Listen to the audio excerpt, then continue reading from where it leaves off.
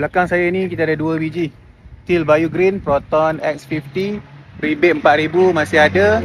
Ini business card saya, boleh screenshot, hubungi saya segera. Yang di sebelah kanan ni, ini yang full spec flagship. Sebelah kiri ini yang executive. Okey, sekali pandang tak ada nampak beza sangat pun, flagship dan juga executive.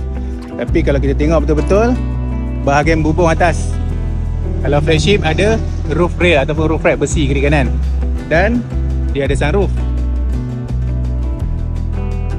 Executive atas kosong saja, roof rail, roof rack tak ada, sunroof pun tak ada.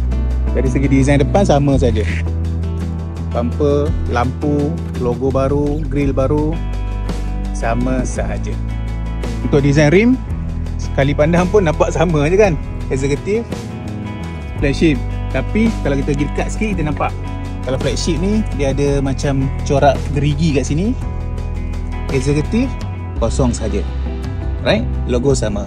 Size pun beza. Ini flagship 18 inci, executive 17 inci.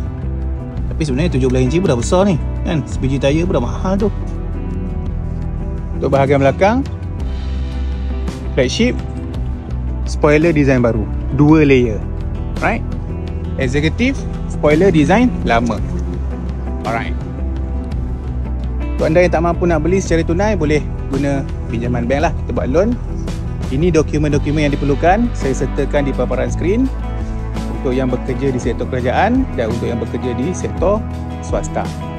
Booking fee RM500, tapi saya nak bantu anda masuk booking percuma. Boleh hubungi saya segera. Syed Puatan Sufian. Assalamualaikum.